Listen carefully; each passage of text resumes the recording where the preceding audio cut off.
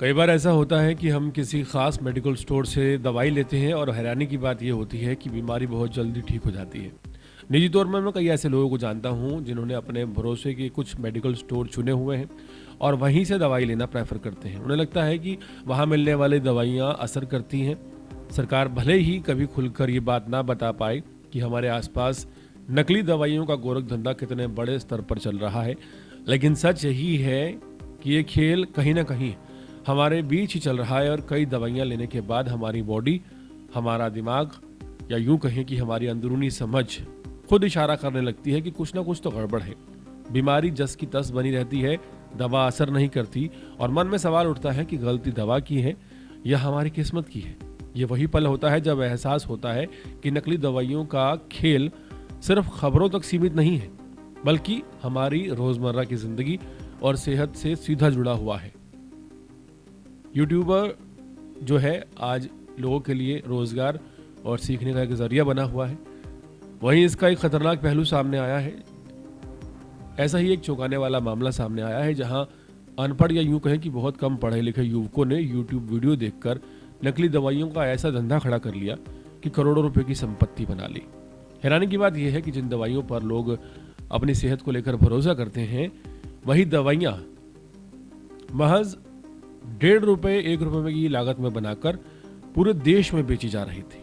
Police जांच में सामने आया है कि बेटनोवेट सी और क्लोप जी जैसी मशहूर क्रीम जो कि एंटीबायोटिक होती हैं, आमतौर पर 70 से 100 रुपए की मेडिकल स्टोर पर मिलती हैं। उन्हें सिर्फ ₹1.5 में नकली तैयार कर लिया जाता था। इसके बाद उन्हें होलसेल को 15 रुपए में बेच दिया जाता था और यही दवाइयाँ आगे चलकर बाजार में महंगे दामों में लोगों तक पहुँचती थी। ये पूरा खेल करीब 6 साल से चुपचाप चल रहा था और किसी को इसकी भनक तक नहीं लगी। ये काफ़ी ज़्यादा हैरानी की बात है। हाल ही में पकड़े गए आरोपियों में गौरव भगत और विशाल गुप्ता शामिल हैं। दोनों ही 8वीं 10वीं फेल हैं। पुलिस पूछताछ में गौरव ने बताया कि पहले वो एक मेडिकल डिस्ट्रीब्यूटर के लिए दवाइयों की सप्लाई करता था। इसी दौरान उसके एक दोस्त ने उससे कहा कि नकली दवाइयाँ बनाने का एक आइडिया उसके पास है। इसके बाद उन्होंने यूट्यूब पर दवाइयों की वीडियोस देखी और पूरा रिसर्च किया। वहाँ से प्रक्रिया शुरू हुई, कहाँ से कच्चा माल लिया जाएगा, मशीन कैसे बनाई जाएगी, पैकिंग कहाँ करनी है, नकली प्रिंटिंग कहाँ होगी। यूट्यूब से जानकारी लेने के बाद आरोपियों ने राजधानी दिल्ली के आनंद पर्वत के इलाके में मशीनें खरीदी और अपने गांव से एक छोटी फैक्ट्री और एक आप कह सकते हैं कि छोटी सी फैक्ट्री आसपास में खड़ी कर ली। अलग अलग राज्यों से कच्चा माल मंगवाया जाने लगा और ट्यूब्स में भरकर नकली क्रीम तैयार की जाने लगी। बाहर से देखने में ये बिल्कुल असली लगती थी, लेकिन अंदर इसके जो होता था वो दवाई के नाम पर सिर्फ एक तरह से आप कह सकते हैं कि नकली केमिकल होता था।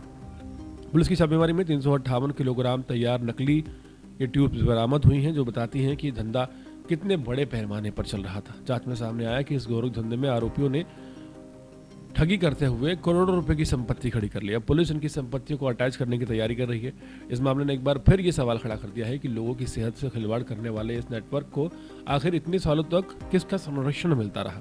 पुलिस का कहना है कि पूछताछ जारी है और इस गिरोह से बाकी जो जुड़े हुए लोग हैं उन्हें जल्द गिरफ्तार कर लिया जाएगा। लेकिन ये मामला सिर्फ नकली दवाइयों का नहीं है, ये मामला है उस भरोसे का जो लोग दवा को लेकर करते हैं। ये मामला है उस यूट्यूब का जिस पर लोग अच्छी चीज़ें सीखते हैं, लेकिन कुछ लोग जो कि अनपढ़ हैं खासकर यूट्यूब पर यह अच्छी चीज़ें सीखकर उनका गलत इस्तेमाल करते हैं, लोगों की ज़िंदगियों के साथ, उनकी सेहत के साथ बहुत बड़ा खिलवाड़ करते हैं।